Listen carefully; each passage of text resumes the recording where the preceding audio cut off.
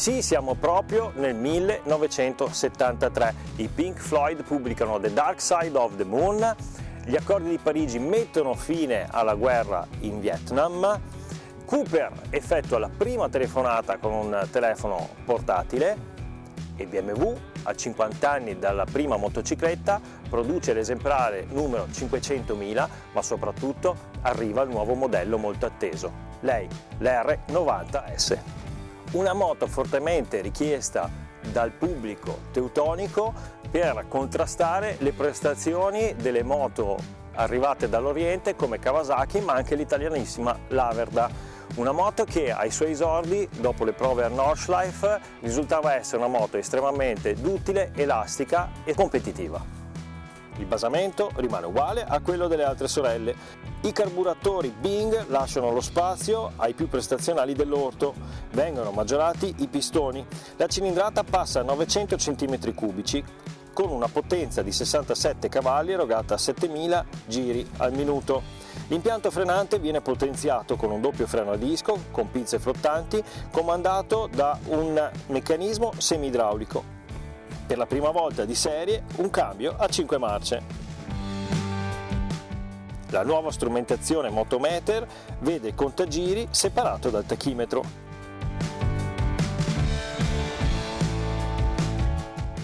A prendersi cura dell'R90S fu proprio Hans Muth, autore poi della futuristica Katana. Questo cupolino che racchiude il cockpit si raccorda con la sella fino a chiudersi con il codino ancora più sportivo. La colorazione, che sembra perdersi di saturazione con la velocità, è composta da questo bicolore fatto a mano che rende ancora più speciale ed unico ogni singolo modello.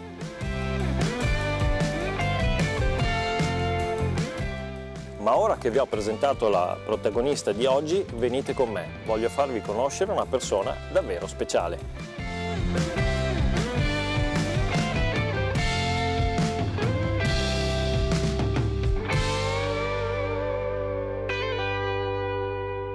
Ciao Armando. Ciao, piacere. Grazie per averci accolti. Un piacere mio. Armando è, oltre che un grande collezionista, un appassionato del mondo BMW, in particolar modo in questo modello, l'R90S. Allora, Armando, perché l'R90S ti ha colpito così tanto? Ma, essere sincero, finalmente la BMW ha fatto una motocicletta sportiva che aspettavamo da tempo. È riuscita a coniugare belle prestazioni, diciamo a livello delle moto giapponesi e italiane, con un buon telaio e soprattutto un comfort di marcia notevole che le altre moto non hanno. Diciamo che questa motocicletta con queste prestazioni, soprattutto con questi carburatori dell'orto che per la prima volta ha montato su questo modello, sul 900 diciamo, già negli anni 30 aveva fatto un tentativo con dei carburatori italiani, ma ultimamente sono dei carburatori molto prestazionali e danno un'altra impronta alla moto, più sportiva, una risposta più rapida, diciamo, più nervosa e dà più personalità, diciamo, alla moto, ecco, quello che cercavamo e per questo mi ha colpito.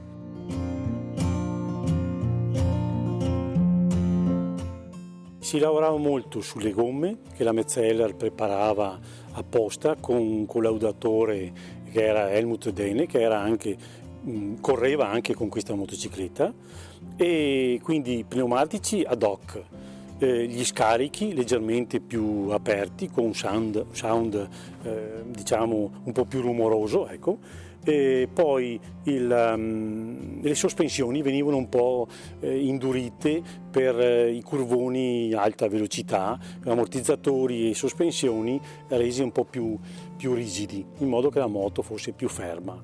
Queste erano soprattutto le caratteristiche, diciamo, che modificavano sulla moto, ecco.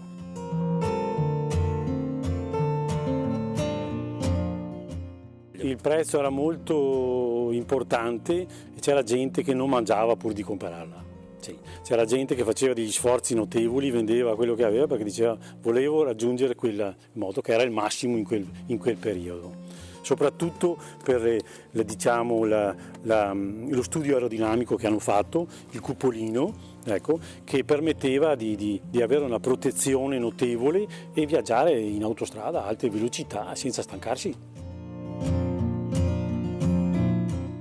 Se non sbaglio, forte interesse per questa moto nasce anche dalle competizioni. Sì, questa è una replica della moto che ha usato per tutta la sua carriera agonistica Helmut Dehne, un pilota tedesco già collaudatore della BMW e anche tecnico della BMW e collaudatore delle gomme Metzeler. No, c'era un legame, diciamo, tra i due, e lui ha sempre corso prima con una barra 5 freno a tamburo, poi c'è stata l'evoluzione, ha montato il doppio disco quando è uscito il 90S e il motore di 900.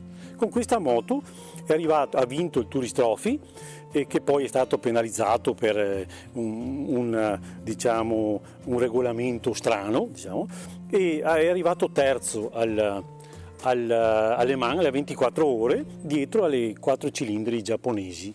Ecco, ha avuto anche un inconveniente meccanico che ha risolto lui direttamente come tecnico, sostituendo una testata che ha preso dalla moto di uno spettatore amico che gli ha dato la testata, e con quella ha concluso la corsa in terza posizione.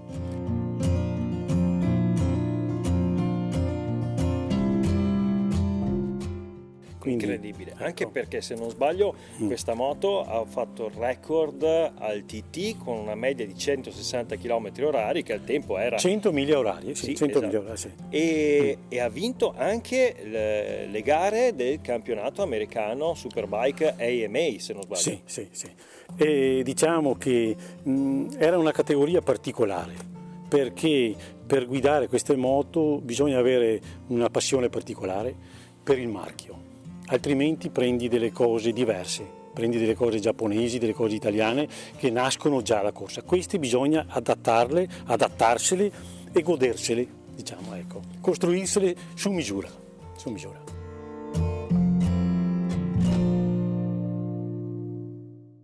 Ecco, Armando, noi ti chiediamo una cortesia, non abbiamo molta esperienza su modelli di questo tipo, per cui oggi ti chiediamo di accompagnarci nella nostra prova e di darci qualche consiglio di guida.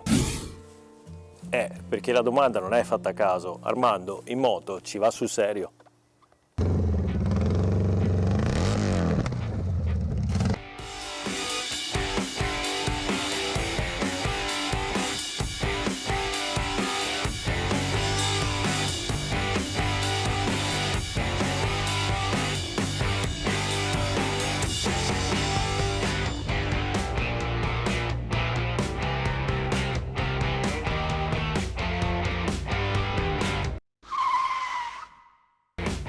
Ok, continuiamo. Venite con noi.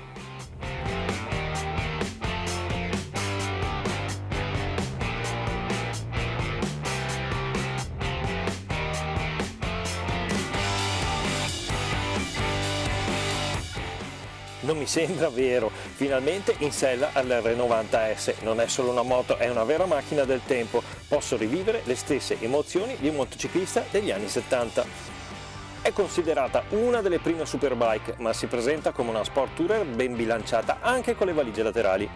Vien voglia di stendersi subito dietro al cupolino e vi assicuro che lo spazio c'è anche per i più alti. L'Orange Daytona, che domina la vista ed emoziona, fa da contorno ad una strumentazione ampia e ben visibile.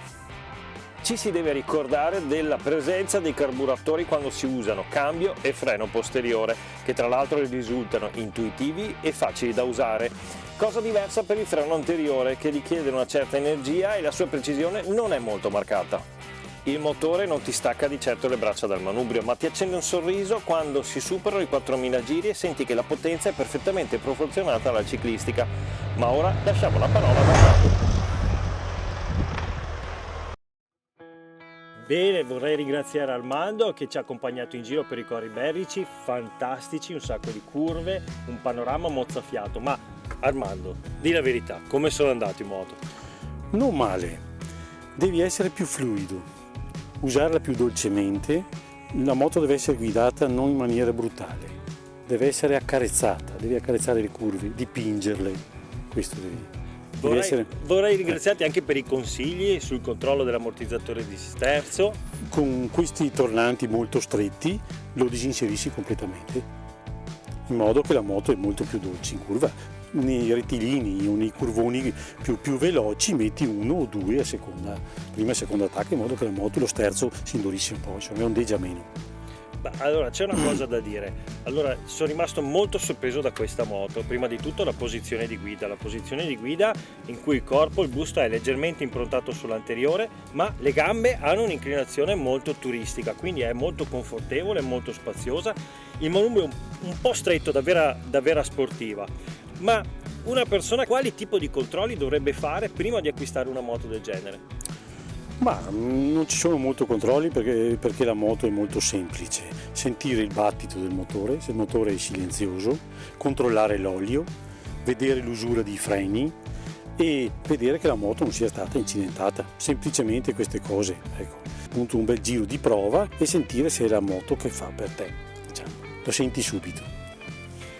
Passiamo alla parte forse meno poetica ma un po' più venale di queste motociclette. Se volessimo dare un valore a questo tipo di motocicletta, e so bene che per te è un tasto molto delicato, visto che per tutti gli appassionati il valore è legato alla storia della motocicletta, ma se volessimo comprarne una, quanto dovremmo sborsare?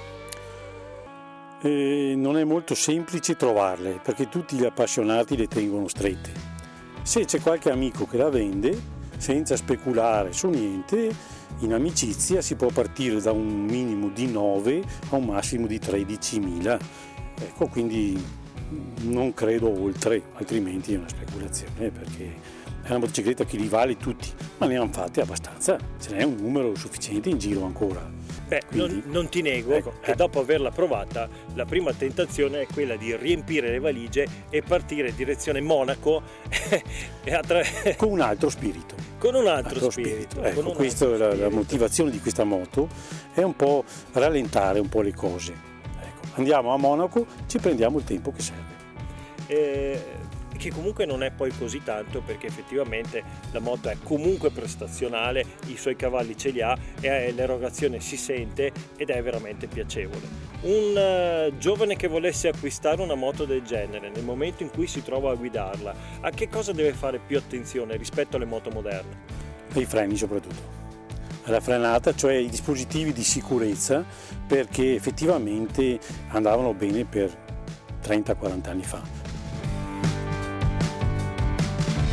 Gli accessori più in voga quali erano? Le valigie, le borse o BMW o Klauser, i copri serbatoi per non rovinare questa bella vernice, poi i paracilindri sono necessari perché accidentalmente puoi sempre appoggiarla a terra e rovinare un coperchio delle valvole.